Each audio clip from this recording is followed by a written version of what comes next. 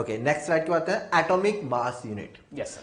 अच्छा, atomic mass unit AMU. AMU sir. तो हम क्या कह सकते हैं, किसी भी न्यूक्लियस का मास किसमें लिया जाता है? Atomic mass unit. क्योंकि सर इसलिए हम जनरली मानते हैं कि जो एटम का, यदि मैं कार्बन के एक एटम की बात करूं तो कार्बन के सर एक एटम के मास की बात करें तो लगभग होता है 1.99 इंटू 10 की पावर -26 किलोग्राम। बिल्कुल, मतलब किलोग्राम तो हम जानते हैं 1 किलोग्राम यूनिट तो बहुत बड़ी हमारी दुनिया की यूनिट है 1 किलोग्राम। बिल्कुल, और 1 किलोग्राम के कंपैरिजन में 10 की पावर -26 किलोग्राम माइक्रोस्कोपिक लेवल पे आके बहुत छोटी हो गई है, बहुत छोटी हो गई। इसका मतलब सर एटम के मास को किलोग्राम में नापना तो कन्वीनियंट नहीं है, उसको इजी नहीं है, इजी नहीं है ना। तो हम क्या कर सकते हैं, एक और यूनिट यहाँ पे आइडेंटिफाई की गई, डिफाइन की गई, जिसको बोला गया एटॉमिक मास यूनिट। मतलब न्यूक्लियस के मास को आप एएमयू में रिप्रेजेंट करते हैं। क्या होता है एएमयू, हम उसको देखना चाहते हैं। तो it is convenient to use AMU in the measure of mass of atoms और न्यूक्लियस। ठीक है, बिल्कुल सर, जैसा सर ने बताया था। नेक्स्ट अगर हम बात है 1 एएमयू क्या होता है, तो 1 एएमयू की डेफिनेशन क्या होती है? Mass of carbon 12 atom in ground state at rest divide by 12। बिल्कुल सर, ये एक atom, mass of 1 atom of C12 कब? ग्राउंड स्टेट पर, जब वो रेस्ट पर हो, डिवाइड बाय 12। और जब इसको कैलकुलेट किया गया तो मास ऑफ ये अभी मैंने लिखा था सर, कार्बन 12 का मास जस्ट लिखा था मैंने 1.99 इंटू 10 की पावर -26 किलोग्राम। इसमें जब 12 का डिवाइड करते हैं तो ऑलमोस्ट वैल्यू ये आ रही है। सॉरी, ऑलमोस्ट तो ये 1 एएमयू किसके बराबर आ रहा है? ऑलमोस्ट प्रोटॉन के मास, ऑलमोस्ट प्रोटॉन के मास के यस बराबर। Sir, yes sir, yes. 1 AMU mass हम कह सकते हैं this is equivalent mass to proton mass, और ऑलमोस्ट सिमिलर है न्यूट्रॉन भी था। न्यूट्रॉन और प्रोटॉन का मास ऑलमोस्ट सेम होता है। अच्छा, ये जरूर है कि न्यूट्रॉन का मास प्रोटॉन से कंपैरेटिवली ज्यादा होता है। Neutrons are massive than protons, पर ऑलमोस्ट अगर कहा जाए तो सेम मास होता है। ठीक है, तो नेक्स्ट आगे बढ़ा जाए तो 1 एएमयू मास हमें यहाँ पर मिला।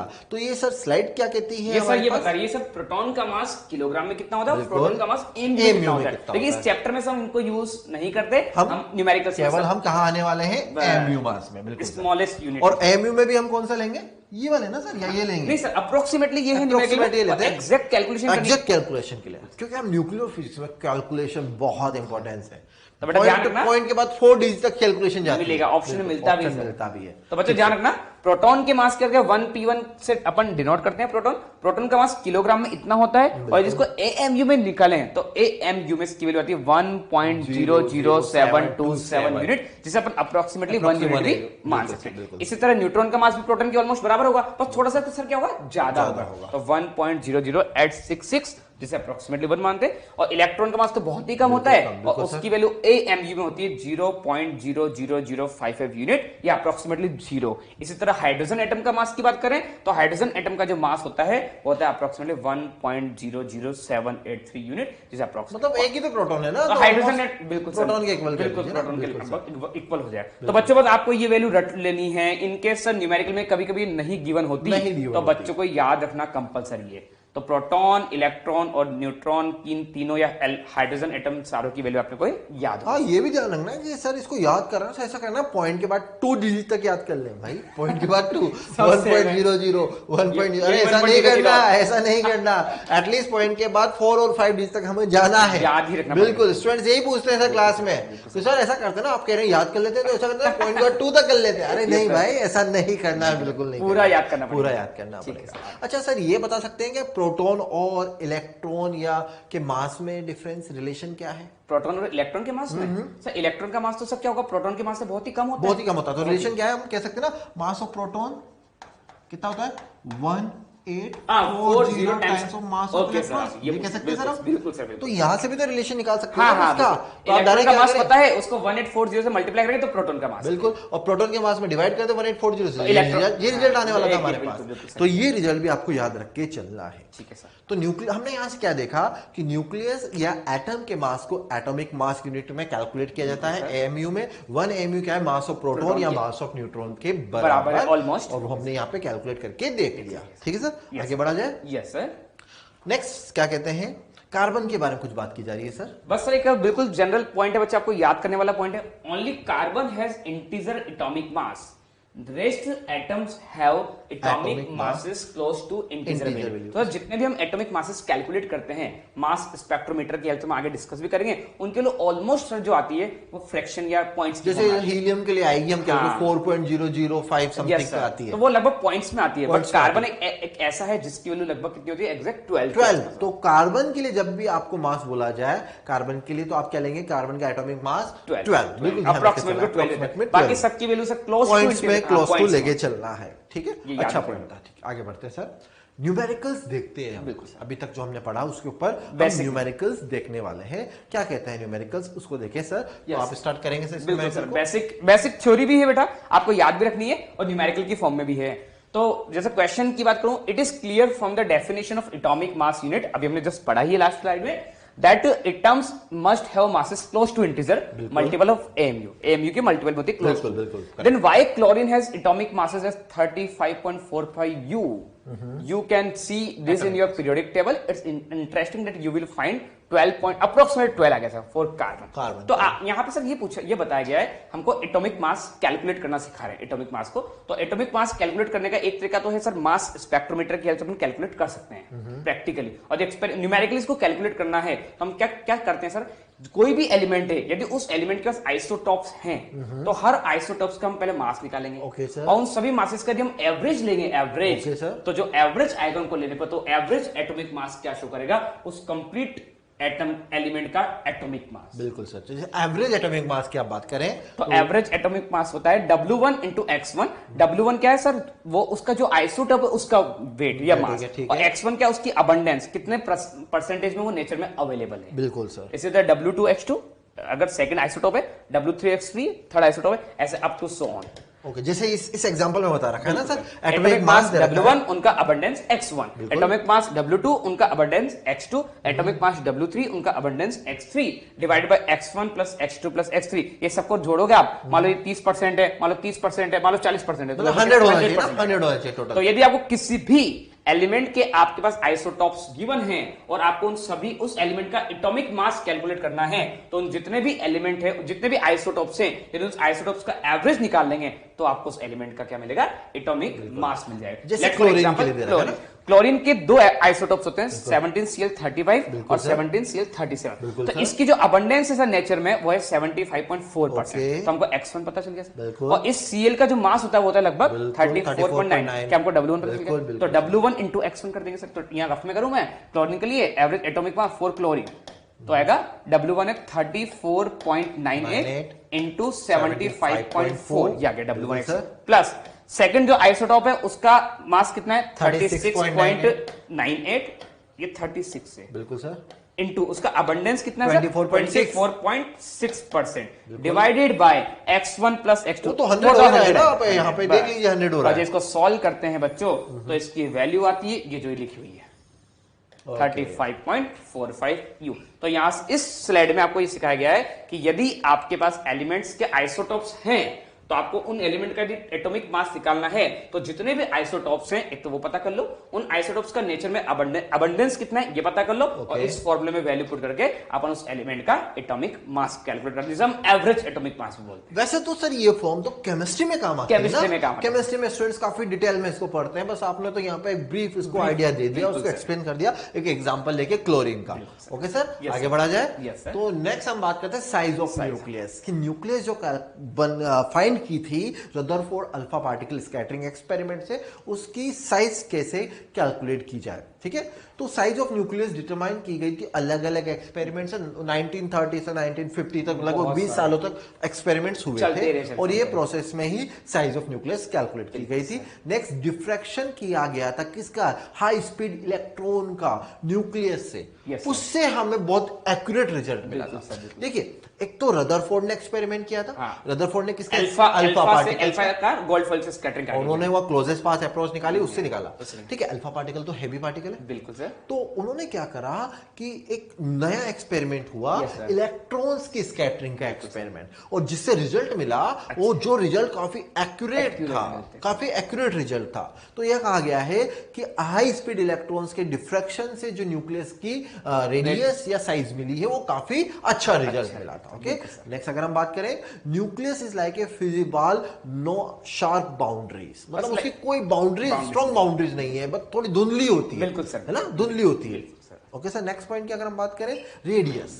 रेडियस हम फाइंड करना चाहते हैं, तो अल्फा पार्टिकल स्कैटरिंग एक्सपेरिमेंट आपने जब केमिस्ट्री में डिटेल में पढ़ा है, तो वहां से आपने रिजल्ट निकाला होगा कि जो रेडियस ऑफ न्यूक्लियस है r, वो प्रोपोर्शनल होती है मास नंबर की पावर 1/3 के। r is proportional a to the power 1/3। और ये प्रोपोर्शनलिटी साइन हटाने के लिए कांस्टेंट लेके आते हैं, जो उसकी वैल्यू r0, जिसको क्या बोलते हैं हम, रेडियस कांस्टेंट, राइट। तो r equals to r0 a to the power 1/3, ये हुआ। r equals to r0 a to the power 1/3, जहां पर r0 की वैल्यू कितनी है, 1.2 फर्मी, या इसको हम लिख सकते हैं मीटर में लिखे तो 1.2 into 10 to power minus 15 metre. Okay, ये तो होगी रेडियस ऑफ न्यूक्लियस, किसी न्यूक्लियस की रेडियस को आप कैलकुलेट करना। अच्छा स्टूडेंट्स, एक बात ध्यान रखें कि इस रेडियस वाले फॉर्म के ऊपर नीट में मेडिकल एग्जाम में लगभग 4 बार क्वेश्चन आ चुका है। 4 बार क्वेश्चन आ चुका है, बहुत सिंपल क्वेश्चन, और सेम क्वेश्चन रिपीट हुआ है 2 बार। 2 बार तो सेम क्वेश्चन रिपीट हुआ है कि एक न्यूक्लियस की रेडियस दे दी गई, उसके मास नंबर के साथ रिलेशन दे दिया, तो दूसरे न्यूक्लियस की रेडियस क्या होगी अगर उसका मास नंबर 3 टाइम में 5 टाइम में कुछ ऐसा रिलेशन दे दिया, तो इजीली कैलकुलेट कर सकते हैं। बिल्कुल सर। ओके, तो ये तो थी हमारे पास रेडियस कैलकुलेट करने के लिए। नेक्स्ट हम बात करते हैं किसी न्यूक्लियस के लिए वॉल्यूम कैलकुलेट करना। ठीक है सर, वॉल्यूम की बात करते हैं, volume of a nucleus. Volume हम जानते हैं कैसे लिखते हैं वॉल्यूम को, 4/3 pi r cube, 4/3 pi r cube, ये लिखा जाता है। अगर आर की वैल्यू यहां से पुट करें हम, तो उसको क्या लिख सकते हैं, 4/3 पाई आर क्यूब, मतलब r0 क्यूब। बिल्कुल सर। और ये क्या है, 1/3 का क्यूब, ए बच जाएगा सर। अगर यहां देखिए आप 4/3 पाई आर क्यूब सब कांस्टेंट है, मतलब हम कह सकते हैं जो वॉल्यूम है वो प्रोपोर्शनल टू मास नंबर, मतलब मास नंबर जितना ज्यादा वॉल्यूम उतना ज्यादा, यही कहा जा सकता है सर। तो दिस इज वॉल्यूम हम कैलकुलेट कर रही है, किसके लिए, हमने किसी न्यूक्लियस के लिए। नेक्स्ट अगर हम बात करें न्यूक्लियस की डेंसिटी अगर हम देखें, डेंसिटी क्या होती है सर, मास बाय वॉल्यूम। बिल्कुल सर, डेंसिटी होती है मास बाय वॉल्यूम। तो डेंसिटी को हम रिप्रेजेंट कर रहे हैं कैसे, ये मास बाय वॉल्यूम से, रो से, m/v से। अच्छा, हमने यहाँ पर मास निकाला है। Yes sir. कितना मास हो जाएगा, मास m इंटू एक एटम का मास 1 mu, तो m का हो जाएगा m इंटू amu। बिल्कुल सर। जैसे अगर हम न्यूक्लियस के मास की भी बात करें, तो न्यूक्लियस का मास किस पे डिपेंड करेगा वो देख लें आप। न्यूक्लियस के अंदर क्या है, न्यूट्रॉन और प्रोटॉन। न्यूक्लियस के अंदर क्या है, न्यूट्रॉन और प्रोटॉन, राइट। yes, तो अगर मैं प्रोटॉन और न्यूट्रॉन का मास ऑलमोस्ट सेम है, हम जानते हैं एमयू में ये होता है ना 1 AMU अप्रोक्सीमेटली। तो अगर किसी न्यूक्लियस में 10 न्यूट्रॉन है और 10 प्रोटॉन है, तो न्यूक्लियस का मास उन 10 न्यूट्रॉन और 10 प्रोटॉन्स के मास के इक्वल होना चाहिए ना, वही होगा। तो अगर मैं कह दूं टोटल मास नंबर कितना होगा, एक प्रोटॉन का मास टोटल मास कितना होगा न्यूक्लियस का, AMP। तो this is mass of a nucleus. Volume हमने यहां से कैलकुलेट की थी, तो हम इसको आगे डेरिवेशन को अगर इसको देखें, तो यहां पर अगर आप वैल्यू कैलकुलेट करते हैं, तो वैल्यू कैलकुलेट करने पर अगर हम यहां देखें, अगर मैं डेंसिटी यहां पे कैलकुलेट करना चाहूं, तो मास कर दूं A into MP divide by कितना, 4/3 pi r0 cube into A. Yes sir. क्या मैं यहाँ पर a से a कैंसिल कर सकता हूँ? a से a कैंसिल आउट हो गया। अगर इसको मैं रीअरेंज करूं, क्या लिख सकते हैं sir, 3 times of mass of proton upon 4 pi r0 cube. Okay, अच्छा सर कुछ वेरिएबल है क्या इसमें, सब एमपी भी कांस्टेंट, सब कांस्टेंट है, एमपी मास ऑफ प्रोटॉन सब कांस्टेंट है, सब कांस्टेंट है। इट मींस हम कह सकते हैं ना कि ये जो डेंसिटी है वो मास नंबर पे डिपेंड नहीं करती, इंडिपेंडेंट है। मतलब कोई सा भी एटम ले लें, उसके सबके लिए रो सेम ही आएगा, रो सेम आएगा, चाहे लाइटर न्यूक्लियस हो या हैवियर न्यूक्लियस हो, किसी भी टाइप की न्यूक्लियस हो, मास नंबर पे उसकी डेंसिटी डिपेंड ही नहीं कर रही। Density is independent for mass number. Yes, okay. तो अगर डेंसिटी का ऑर्डर या कैलकुलेट करना चाहे तो सर हमने कैलकुलेट किया भी हुआ है ना, सर लिखा हुआ है नेक्स्ट स्लाइड में, नेक्स्ट स्लाइड में अगर ये लिखा हुआ है सर, नेक्स्ट स्लाइड में हमने लिखा हुआ है 2 पॉइंट, ये लिख देता हूं फेयर में, 2.3 into 10 की पावर 17 kg पर मीटर क्यूब। सर देखो डेंसिटी इतनी ज्यादा आ रही है, ये तो सर 10 की पावर 17 किसकी आ रही, जिस न्यूक्लियस की साइज 10 की पावर -14 मीटर की हो। तो सर 10 की पावर -14 मीटर यदि न्यूक्लियस है, इतना छोटा न्यूक्लियस है, यदि उसके पास इतनी डेंसिटी है 10 की पावर 17, तो यदि सर मैं एक यदि बॉल की बात करूं जो 100 मीटर की 100 मीटर की, तो उसकी जो Density वेट है बहुत ज्यादा हो जाएगी, बहुत ज्यादा बहुत ज्यादा हो जाएगी। लाइक अर्थ के बराबर ऑलमोस्ट। बिल्कुल बिल्कुल बिल्कुल। तो ये डेंसिटी हमने कैलकुलेट की और हम कह रहे हैं कि चाहे लाइटर न्यूक्लियस हो या हैवियर न्यूक्लियस हो, density is independent of mass number. Okay sir, तो आगे बढ़ा जाए। Yes, तो क्या इन्हीं फॉर्म्स के ऊपर क्वेश्चंस किए जाए? Yes sir. ओके, तो कुछ न्यूमेरिकल्स हम देखने आएंगे यहाँ पे। यहाँ पर हमने मास नंबर भी बात की और ये सब बात कर चुके हैं हमने कि इंडिपेंडेंट ऑफ मास नंबर, ये सब हम यहाँ पे देख चुके हैं। सर ये लिखा हुआ। नेक्स्ट पॉइंट अगर हम यहाँ पे देखें, जो मैंने अभी बोला सर, बिल्कुल सर, जैसा आपने बोला उसको आप यहाँ पे एक बार चेक कर लीजिए। क्या कहा था हमने? A ball of radius 100 metre, यदि 100 मीटर की बॉल ले लें मेड ऑफ न्यूक्लियर मैटर, जो कि न्यूक्लियर मैटर से बनी हुई है, would weigh as much as earth. जब 10 की पावर -14 मीटर आपने लिया था, उसका जब रो इतना आया, उसका इतना ज्यादा 10 की 17 केजी का वेट है लगभग। तो जब 100 मीटर का लेंगे तो उसका वेट तो बहुत हाई हो जाएगा, लगभग अर्थ के वेट के बराबर है।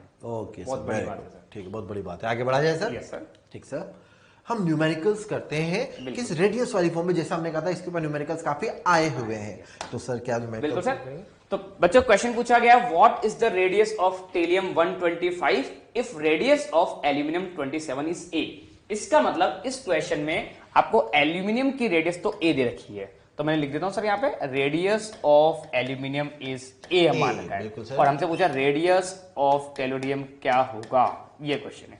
तो अभी सर ने रिलेशन बताया था रेडियस का मास नंबर के साथ, और रेडियस का मास नंबर के साथ रिलेशन होता है आर प्रोपोर्शनल टू ए की पावर 1/3, जहां पे आर नॉट कांस्टेंट था। इस इक्वेशन को यदि मैं रेशियो की टर्म में लिखूं तो R aluminium divided by R tellurium is equal to A aluminium divided by A tellurium की पावर होल पावर सर 1/3। बिल्कुल सर। अब इसको सॉल्व कर लेते हैं। एल्यूमिनियम की रेडियस ए डिवाइडेड बाय हमको टीई की रेडियस निकालनी है, इज इक्वल टू एल्यूमिनियम का ए दिया हुआ, एल्यूमिनियम का मास नंबर 27 और टी का दिया 125, इसकी पावर आ जाएगी 1/3, और 27 का 1/3 तो हमको पता ही है सब बच्चों को सब पता है 3/5। तो हमको आर निकालना है टेलुरियम का, तो कितना आएगा, इसको क्रॉस मल्टीप्लाई कर दो 5/3a। तो बहुत ही बेसिक क्वेश्चन है, एक की आप एक का डेटा दिया हो तो दूसरे का डेटा हम कैलकुलेट कर सकते हैं। ओके सर, तो सिमिलर टाइप का और क्वेश्चन देखें ताकि स्टूडेंट्स को और प्रैक्टिस हो जाए। तो नेक्स्ट न्यूमेरिकल की हम बात करते हैं, और क्या बोला गया है उस न्यूमेरिकल में देखें। If radius of iron 56 mass number दे रखा है 56 इज ए दे रखी है यहाँ पे, then which nucleus has the radius a/2। तो किस न्यूक्लियस के लिए रेडियस a/2 होगी, और न्यूक्लियस दिए हुए हैं साइड में, आप स्लाइड में। अच्छा, अगर हम यहाँ पे स्लाइड भी देखें तो दो ऑप्शन, बिल्कुल 2 ऑप्शन भी दे रखे, क्या वो नाइट्रोजन होगा, क्या वो लिथियम होगा। ठीक है, तो हम अब क्वेश्चन को सोल्व करते हैं। रिवर्स क्वेश्चन हो गया ना पिछले वाले का, तो रिलेशन तो हमारे पास वही है, R is proportional to mass number की पावर 1/3, राइट। अब गिवन क्या है उसको देखें। आयरन के लिए कितनी दे रखी है, रेडियस ए।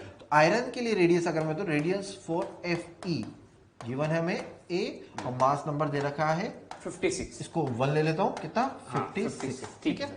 ऐसे दूसरे के लिए रेडियस हमें पता करना है, x मान लेता हूं, और कितनी दे रखी रेडियस इसके लिए a/2, जिसके लिए हमें मास नंबर a2 फाइंड करके देना है। ठीक है सर, ठीक है, ये हमारा क्वेश्चन है। तो रिजल्ट तो है ही हमारे पास, तो मैं क्या लिख सकता हूं, दोनों को डिवाइड कर दूं, RFE divide by RX equal to क्या लिखेंगे, A1/A2 की पावर 1/3, राइट सर। अब सारी वैल्यूज पुट कर दी जाए, और क्या करना है, बस कुछ नहीं है। RFE कितना दे रखा है, A डिवाइड बाय RX कितना दे रखा है, A/2, okay, equals to A1 की वैल्यू कितनी है हमारे पास 56 डिवाइड बाय A2 हमको निकालना है, A2 हमें कैलकुलेट करना है, और इसका 1/3। तो यहां से एक कैंसिल आउट हो गया, ये हो गया 2 इक्वल्स टू कितना 56 डिवाइड बाय A2 की पावर 1/3। ओके, अब इसको सिंपलीफाई करना थोड़ा इजी, बहुत इजी सर। इधर से तो मुश्किल है, 1/3 लेना। हाँ। 1/3 लेना तो काफी मुश्किल है, मुश्किल है। तो क्यों ना इसको ऐसा किया जाए कि क्यूब कर दिया जाए, क्यूब कर दिया जाए, दोनों इसका क्यूब कर दिया जाए, दोनों साइड को क्यूब कर दिया जाए। ये ध्यान से देखिए, यहाँ पर ये 56 है ना, यस सर, ये 56 है, दिस इज 56, ठीक है। अब दोनों साइड क्यूब कर देता हूं, तो इसका क्यूब करूं तो कितना हो जाएगा, 2 का क्यूब 8, और यहां पर रूट क्यूब हट जाएगा, बिल्कुल sir, 56 bye A2, yes sir. A2 कितना आ गया 56/8 7 कितना आ गया 7। तो हमारे लिए वो न्यूक्लियस क्या रहा, लिथियम लिथियम आना चाहिए, उसका लिथियम मास आना चाहिए। नंबर 7 है। बिल्कुल, बिल्कुल सही बताया सर। Okay sir. तो ये सिमिलर क्वेश्चन था जैसा प्रीवियस क्वेश्चन हमने लिया, प्रीवियस क्वेश्चन, बस यहां पर जो आइडेंटिटी आपको फाइंड करनी थी वो डिफरेंट हो गई। डिफरेंट। तो नेक्स्ट हम बात करते हैं किसी न्यूक्लियस के मास के बारे में कि न्यूक्लियस का मास किस तरह से मेजर किया जा सकता है। अच्छा सर, न्यूक्लियस का मास न्यूक्लियस के अंदर प्रेजेंट होने वाले न्यूक्लियॉन्स के मास के इक्वल होना चाहिए ना, वही हम देखना चाहते हैं यहाँ पे। तो देखते हैं पहले तो इसके ब्रीफ ऑब्जर्वेशंस जो साइंटिस्ट ने किए थे वो क्या है। बिल्कुल सर। तो अगर हम किसी न्यूक्लियस के बारे में बात करें तो we will see very simple things such as mass can use the insight into the nucleus, कि मास किसी न्यूक्लियस के अंदर देखने का सबसे अच्छा तरीका है एक। ठीक है सर। नेक्स्ट अगर हम बात करें कि जो फिजिसिस्ट साइंटिस्ट थे वो बहुत स्मार्ट है कि न्यूक्लियस के मास की अगर बात करें तो वो ये कह सकते हैं कि न्यूक्लियस का मास न्यूक्लियस के मास के बराबर है, ये होना चाहिए एक्चुअल में। तो we are looking into the nucleus without actually looking it. हम किसी न्यूक्लियस को देख रहे हैं पर उसके अंदर देखे बिना देखे बिना उसका मास निकालना चाह रहे हैं। हम किसी न्यूक्लियस को नहीं देख रहे पर उसका मास क्या होगा वो फाइंड करना है। हम ये नहीं देख रहे कि उसके न्यूट्रॉन्स प्रोटॉन्स क्या कंडीशंस में, हम नहीं देखना, पर हमें उसका मास पता होना चाहिए। हम इसी पॉइंट के बारे में बात कर रहे हैं। तो मास जो है वो दो मेथड से आप कैलकुलेट कर सकते हो, दो मेथड से आप मास किसी न्यूक्लियस के मास को कैलकुलेट कर सकते हो। और वो मेथड क्या है कि अगर आप बात करो तो मास ऑफ न्यूक्लियस अगर आपको निकालना है तो न्यूक्लियस के अंदर जितने प्रोटॉन्स हैं जितने न्यूट्रॉन्स हैं उन सबके मास को चेक कर लीजिए। जैसे एक न्यूक्लियस है, ये न्यूक्लियस हमारे पास है, इसके अंदर जितने न्यूट्रॉन्स हैं जितने प्रोटॉन्स हैं उन सबके मास को आप एड अप कर लीजिए। तो ये न्यूक्लियस का मास कौन सा मास हुआ सर? ये एक्सपेक्टेड मास हो गया कि ये होना चाहिए ना, एक्सपेक्टेड। पर एक्चुअल में क्या मिला हमें? मास मिला कौन सा? स्पेक्ट्रोमेट्री मास। कौन सा मास? स्पेक्ट्रोमेट्री ऑब्जर्वेशन मिला, या हम बोल सकते हैं एक्चुअल मास, एक्चुअल मिला। मतलब ये जो मास था दिस इज एक्सपेक्टेड मास और दिस इज एक्चुअली ऑब्जर्व्ड मास। इसका मतलब ये बोल रहे हैं दोनों बराबर होने चाहिए, मतलब बराबर होने चाहिए ना, लेकिन ऐसा नहीं होता है। देखिए किसी भी न्यूक्लियस के आप मास को कैलकुलेट कर रहे हो तो आप एक काम करो, जैसे एक क्लास है, एक क्लास में जितने स्टूडेंट्स हैं उस क्लास को अगर स्टूडेंट्स के मास की मैं बात करूं तो आप एक्चुअल इंडिविजुअल स्टूडेंट्स का मास लीजिए, एड अप कर लीजिए, बिल्कुल। तो वो आगे टोटल मास होना चाहिए। तो न्यूक्लियस में भी तो वही होना चाहिए कि न्यूक्लियस के अंदर जितने न्यूट्रॉन्स और प्रोटॉन्स हैं उन सबके मास को एड अप कर लीजिए, तो वही उसका एक्चुअल मास होना चाहिए, वही आप उसका ऑब्जर्व मास होना चाहिए। बट ऐसा नहीं हुआ, मतलब ये दोनों मास इक्वल नहीं आए। क्यों ऐसा हुआ उसको हम आगे देखते हैं। तो अगर हम बात करें ऑब्जर्व्ड मास सर जो मास स्पेक्ट्रोमीटर की हेल्प से अपन कैलकुलेट किया, मतलब जो एक्चुअल में पाया गया, एक्सपेरिमेंटली पाया गया, एक्सपेरिमेंटली जो पाया गया वो कहलाता है ऑब्जर्व्ड मास। तो देखो सर मास ऑब्जर्व्ड मास यदि हमको निकालना है तो हम मास स्पेक्ट्रोमीटर की हेल्प से कैलकुलेट करेंगे। तो इसकी पहली बेसिक स्टेप क्या है कि सर सबसे पहले एक एटम ले लो, मुझे निकालना किसका मास है? न्यूक्लियस का। तो सर मैं ऐसा करूंगा, पहले एक एटम का मास पता कर लूंगा और एटम का मास पता करने का तरीका होता है मास स्पेक्ट्रोमीटर। तो सबसे पहले मैं इस मास स्पेक्ट्रोमीटर की हेल्प से एटम का मास कैलकुलेट कर लूंगा। अब उस एटम में जितने इलेक्ट्रॉन्स होंगे, यदि उन एटम में से यदि मैं इलेक्ट्रॉन्स के मास को सब्ट्रैक्ट कर दूं तो किसका मास बच जाएगा? न्यूक्लियस का। इसका मतलब सर मैं लिख सकता हूं क्या रफ में, यदि लिखना चाहूं, मास ऑफ न्यूक्लियस, जो न्यूक्लियस का मास होना चाहिए वो स्पेक्ट्रोमीटर से जो मास मिला, मास ऑफ स्पेक्ट्रोमीटर से जो हमको मिला एटम का मास है सही। ओके। यदि एटम के मास में से यदि हम इलेक्ट्रॉन के मास को, जितने भी इलेक्ट्रॉन है, मान लीजिए इसमें एक्स मानो भी, तो ये जेड मान लीजिए आप, एक्स इलेक्ट्रॉन के मास को सब्ट्रैक्ट कर दिया जाए तो यहां से जो मास आएगा ये कहलाता है ऑब्जर्व्ड मास। बिल्कुल सर। तो दिस इज ऑब्टेन्ड यूजिंग, तो फर्स्ट पॉइंट है this is obtained using mass spectrometer.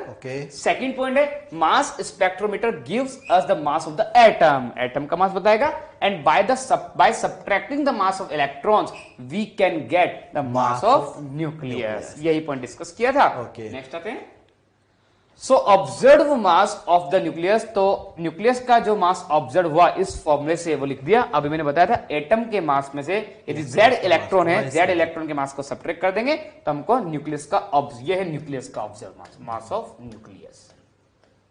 तो जेड मतलब ये तो हम कह सकते हैं ना कि हम न्यूट्रल एटम की बात कर रहे हैं, क्योंकि जितने प्रोटॉन्स उतने इलेक्ट्रॉन्स, तो जेड तो केवल उसी केस में है ना। बिल्कुल सर, ठीक सर। तो ऑब्जर्व मास यहां से है, एटम के मास को सर अभी आपने बताया था, एलिमेंटल लिखने का तरीका ये बताया, m z x और उसमें z इलेक्ट्रॉन के मास को सब्ट्रैक्ट। तो बेटा कभी भी बच्चों, कभी भी आपको ऑब्जर्व मास निकालना है, न्यूमेरिकल में यूज किया जाएगा, तो आप क्या करना, एटम के मास में से इलेक्ट्रॉन्स के मास को सब्ट्रैक्ट कर देना, तो आपको ऑब्जर्व मास न्यूक्लियस का मिल जाएगा। ओके सर, बहुत अच्छा।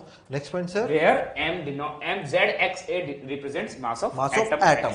बिल्कुल ठीक सर। नेक्स्ट बात करते हैं एक्सपेक्टेड मास। एक्सपेक्टेड मास का मतलब जो हमें, जो उसमें न्यूट्रॉन्स है और जो प्रोटॉन्स है, उन दोनों के सम से जो मास मिल रहा है, मतलब टोटल न्यूक्लियंस के मास से जो मिल रहा है। Yes sir, yes sir. इस एक्सपेक्टेड मास को आप कैलकुलेट करना चाहते हैं, तो ये आपको ऑब्टेन होता है टोटल न्यूक्लियंस के मास के बराबर ना, उसी के कारण ये मिल रहा है। बिल्कुल सर। तो जैसे अगर किसी न्यूक्लियस को हम बता रहे हैं, ये न्यूक्लियस हमारे पास है, इस न्यूक्लियस में कुछ न्यूट्रॉन्स है, कुछ प्रोटॉन्स है, तो इन सबके मास को आप एड अप कर दीजिए, तो वो एक्सपेक्टेड मास के बराबर होना चाहिए। ठीक है, तो इस न्यूक्लियस में अगर मैं बोलता हूँ Z प्रोटॉन है, तो न्यूट्रॉन्स के नंबर कितने हो गए, a माइनस Z, यही कहा जा रहा है सेकंड पॉइंट में। एंड न्यूक्लियस है Z प्रोटॉन एंड न्यूट्रॉन्स कितने हो गए, a minus Z। Okay sir, आगे बढ़ा जाए। Yes sir. तो इसी पॉइंट को हम आगे बढ़ाते हैं।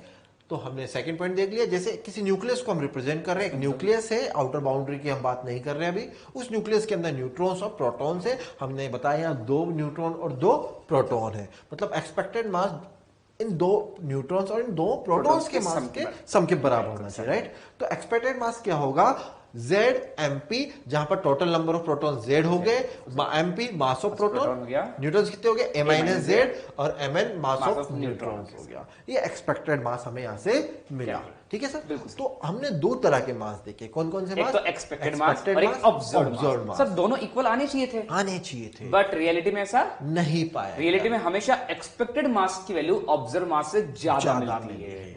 एक्सपेक्टेड मास की वैल्यू ऑब्जर्व मास से ज्यादा पाई गई, और इनके मास में जो डिफरेंस था, उसको क्या कहा गया, मास डिफेक्ट कहा गया। तो सर क्या होता है मास डिफेक्ट, उसको अगर तो मुझे मास डिफेक्ट कैलकुलेट करना है, तो सबसे पहले आप क्या करो बच्चों, पहले तो आप एक्सपेक्टेड मास निकालो, जो भी सिखाया था। एक्सपेक्टेड मास निकालने का तरीका क्या है, उस न्यूक्लियस में जितने भी न्यूक्लियॉन्स हैं, उन सभी न्यूक्लियॉन्स के मास को सम करेंगे तो एक्सपेक्टेड मास आ जाएगा।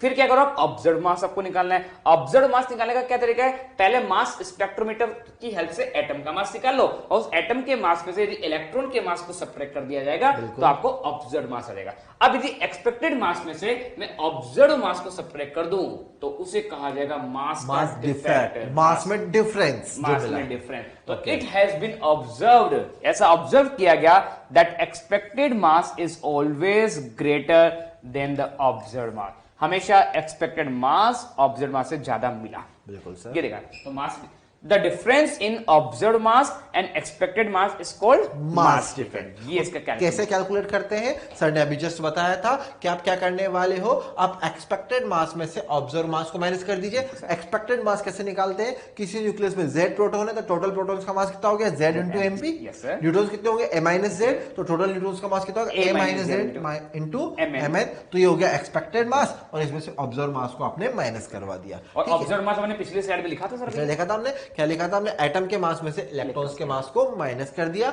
टोटल एटम का मास था m इंटू x ZA, और एक इलेक्ट्रॉन का मास Me, तो हमने मान लिया Z, जितने प्रोटॉन है उतने इलेक्ट्रॉन है, जितने प्रोटॉन है उतने इलेक्ट्रॉन है, तो ZMe टोटल इलेक्ट्रॉन्स का मास को हमने यहाँ पे शो कर दिया। अगर हम इसको रीअरेंज करें, तो यहाँ ध्यान से देखिए, माइनस और माइनस क्या हो जाएगा, प्लस, तो ZMe प्लस में आएगा।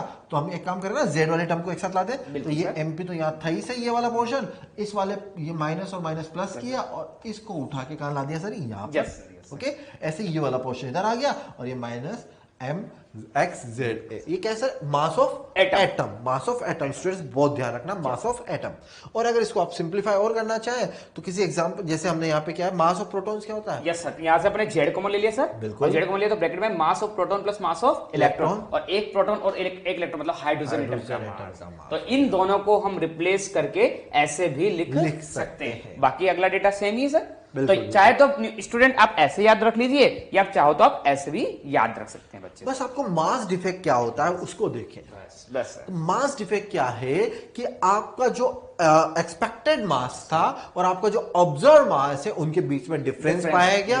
एक्सपेक्टेड मास ऑब्जर्व मास के कंपेयर में ज्यादा पाया गया, तो आपने क्या किया, एक्सपेक्टेड मास में से ऑब्जर्व मास को माइनस कर दिया और जो डिफरेंस आया उसको मास डिफेक्ट कहा जाता है। ठीक है सर, तो आगे बढ़ा जाए। क्यों होता है ये मास डिफेक्ट, हम उसको आगे देखेंगे, आगे देखने वाले। और ये होता है बाइंडिंग एनर्जी के कारण। बाइंडिंग एनर्जी के कारण क्या होती है बाइंडिंग एनर्जी, हम उसको देखेंगे। क्योंकि अभी जब ये पॉइंट देख रहे हैं तो कई स्टूडेंट्स के दिमाग में बात आ रही होगी, अरे सर ऐसा क्यों, आप कह रहे हो न्यूक्लियस के अंदर न्यूट्रॉन और प्रोटॉन है। बिल्कुल सर, तो जितने न्यूट्रॉन प्रोटॉन का मास है वही उसका एक्सपेक्टेड, वही उसका ऑब्जर्व होना चाहिए था। तो ये फालतू ये मास डिफेक्ट क्या आ गया। किसी भी न्यूक्लियस को बनाते समय उनके न्यूक्लियस में मास, न्यूट्रॉन प्रोटॉन्स के मास में डिफरेंस मिल जाता है फॉर्मेशन ऑफ न्यूक्लियस या ब्रेकिंग ऑफ न्यूक्लियस के दौरान, जिसको हम आगे डिटेल में डिस्कस करेंगे। ओके सर, तो आगे बढ़ते हैं। मास डिफेक्ट में कुछ और पॉइंट हम आगे देखते हैं कि जब हमें न्यूक्लियस का मास गिवन हो। यस सर, फॉर्मूले को लिखने के रिव्यूज हैं, ये पूरी स्लाइड न्यूमेरिकल में हेल्प करेगी। बिल्कुल, जब भी आपको न्यूमेरिकल में न्यूक्लियस का मास गिवन हो और आपसे मास डिफेक्ट पूछा जाए तो आप ये फॉर्मूला यूज कर देना। जब किसका मास गिवन हो, न्यूक्लियस का तो मास, ये अपन ने पिछले स्लाइड में बताया, हमने एक्सपेक्टेड मास में से ऑब्जर्व को माइनस कर दिया। बिल्कुल सर। और सेकंड पॉइंट है सर, जब आपको एटम का मास गिवन हो तो आप ऑब्जर्व मास की जगह ये पुट कर दीजिए। बिल्कुल, ये सब मैंने अभी बताया पिछली स्लाइड में। ये लास्ट पिछली स्लाइड निकालना सर एक बार, लास्ट स्लाइड में ये सबसे नीचे ये रहा सर, ये एक मिनट सर, ये वाला पोर्शन ये है, इसमें ये एटम का मास है। बिल्कुल, तो जब भी आपको एटम का मास दिया जाए और मास डिफेक्ट निकालना हो तो आप इस फॉर्मूले का यूज कर लीजिए। इसको करो या इसको करो, ऊपर वाले की बात है। मतलब आपको जब न्यूक्लियस का मास दे रखा हो तो ये फॉर्म यूज करें। बिल्कुल सर। और जब आपको एटम का मास दे रखा हो तो ये फॉर्म, न्यूमेरिकल्स का। बिल्कुल, तो हमने इसको एक समराइज कर दिया पूरे फॉर्म को कि जब न्यूक्लियस का मास गिवन है तो आप इस वाले फॉर्म को यूज कीजिए, और अगर एटम का मास दे रखा है तो इस वाले फॉर्म को, क्योंकि यहाँ पर इलेक्ट्रॉन्स के मास को भी इंक्लूड किया हुआ है। इलेक्ट्रॉन्स के मास को भी इंक्लूड किया हुआ है। तो आगे बढ़ाइए। ओके, यहाँ पे MH1 ये हाइड्रोजन एटम का मास बता रहा है। हम न्यूमेरिकल्स देखते हैं।